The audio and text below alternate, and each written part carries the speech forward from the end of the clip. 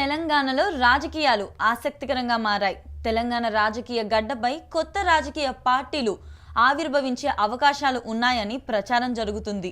ఇప్పటికే Congress, BRS, BJP త్రిముఖ పోరు నడుస్తుండగా మరో 3 రాజకీయ పార్టీలు ఏర్పడే అవకాశాలు ఉన్నాయంటూ విశ్లేషకులు అంచనాలు వేస్తున్నారు. 3 ప్రధాన పార్టీలపైన అసమ్మతి, అసంతృప్తితో ఉన్న ఆయా నేతలు కొత్త దుకాణం తెరిచేందుకు ఏర్పాట్లు చేస్తున్నట్లుగా ప్రచారం జరుగుతుంది. దీంతో తెలంగాణ రాజకీయం కొద్ది రోజుల్లో రసవత్తరంగా మారే పరిస్థితులైతే కనిపిస్తున్నాయి.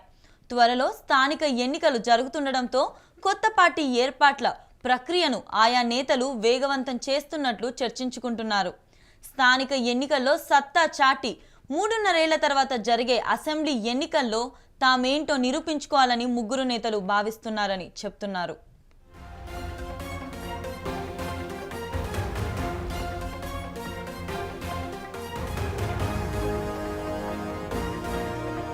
బీఆర్ఎస్ అధినేత కేసీఆర్ గారాల పట్టి కవిత కొంతకాలంగా పార్టీపై అసంతృప్తిగా ఉన్నట్లు చెప్తున్నారు. పార్టీలో కేసీఆర్, కవిత మధ్య ఆధిపత్య పోరు నడుస్తుంది. కవిత కాంగ్రెస్లో చేరతారని కొద్ది రోజుల క్రితం పెద్ద ఎత్తున ప్రచారం జరిగింది. అయితే ఆ ప్రచారంపై స్పందించిన కవిత బీఆర్ఎస్లో తన పాత్ర ఏంటో చెప్పాలని పార్టీ నేతలను డిమాండ్ చేస్తున్నారు. తన అన్న కేటీఆర్ పెత్తనాన్ని సహించలేనని, తనకు కూడా వర్కింగ్ ప్రెసిడెంట్ పదవి కావాలని ఆమె పట్టుబడుతున్నట్లుగా ప్రచారం జరుగుతుంది. ఇదే సమయంలో కాంగ్రెస్ తెచ్చిన బీసీ రిజర్వేషన్లను సమర్థించిన కవిత సొంత పార్టీ ఆలోచనల్లో ఉన్నారని కూడా చెప్తున్నారు.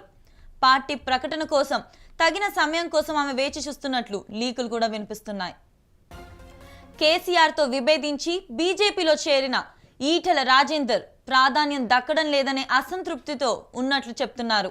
కేంద్ర మంత్రి బండి సంజయ్ టార్గెట్గా ఈటెల చేసిన కామెంట్లు రాజకీయంగా కాకరేపాయి. బీఆర్ఎస్ పై తిరుగుబాటు చేసి బీజేపీలో చేరిన ఈటెలకు తొలి నుంచి పార్టీలో అడుగడుగున అవాంతరాలు ఎదురవుతున్నట్లు చెప్తున్నారు.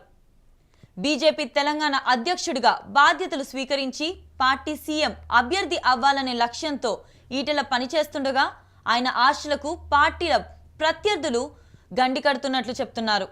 ఈ పరిస్థితుల్లో బీజేపీలో ఉంటే తన ఆశలు నెరవేరే పరిస్థితి లేదన్న భావనతో ఈటెల సొంత పార్టీ పెట్టాలనే ఆలోచనలు చేస్తున్నట్లుగా ప్రచారం జరుగుతుంది. బీసీ నేతగా ఈటెలకు రాష్ట్రంలో చాలా మంచి పలుకుబడి ఉంది. అంతేకాకుండా తెలంగాణ ఉద్యమ నేపథ్యం కూడా తనకు కలిసి వస్తుందని ఆయన ఆశిస్తున్నట్లు చెప్తున్నారు. కాంగ్రెస్ పార్టీ నుంచి బహిష్కరణ వేటుపడిన ఎమ్మెల్సీ తీన్మార్ మల్లన్న బీసీ అజెండాతో కొత్త రాజకీయ పార్టీ పెట్టాలని పావులు కదుపుతున్నట్లుగా చెప్తున్నారు. జర్నలిస్ట్గా కెరీర్ ప్రారంభించిన తీన్మార్ మల్లన్న బీసీల ప్రతినిధిగా తెలంగాణలో సత్తా చాటుకోవాలని ప్రయత్నిస్తున్నారు.